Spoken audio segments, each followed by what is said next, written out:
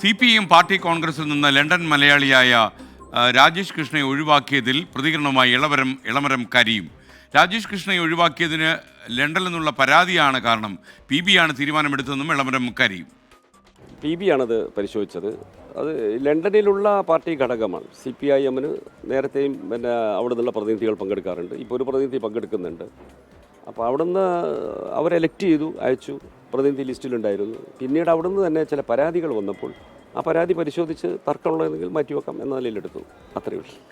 ദീപക് നമ്മുടെ മധുരയിലെ പാർട്ടി കോൺഗ്രസ് വേദിയിൽ നിന്ന് കൂടുതൽ വിശദാംശങ്ങളുമായി ചേരുകയാണ്. Deepak, welcome back to morning show. പറയും.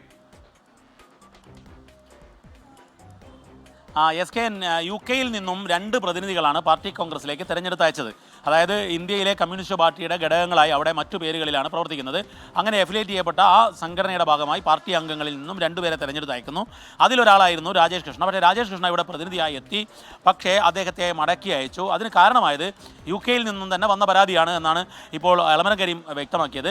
പോളിറ്റ് ബ്യൂറോ ആ പരാതി പരിശോധിച്ചു. ആ പരാതിയുടെ അടിസ്ഥാനത്തിൽ ഒരു തർക്കത്തിൻ്റെ സാഹചര്യത്തിൽ, മാത്രവുമല്ല UK-യിലെ തെരഞ്ഞെടുത്ത് അയച്ച പാർട്ടി ഘടകം തന്നെ പരാതി ഉന്നയിച്ച സാഹചര്യത്തിൽ അദ്ദേഹത്തെ ഈ പ്രതിനിധി എന്നുള്ളതിൽ നിന്നും പിൻവലിച്ച് തിരിച്ചയക്കുക എന്നുള്ള നടപടിക്രമത്തിലേക്ക് കടന്നു എന്നുള്ളതാണ് കേന്ദ്ര കമ്മിറ്റി അംഗം ഇളമരം കരീം പറഞ്ഞത്. ഇത് PB-യുടെ തീരുമാനമാണ് എന്നുകൂടി പറയുന്നു. അല്പസമയത്തിനകം പ്രകാശ് കാരാട്ട് പുറത്തേക്ക് വരും.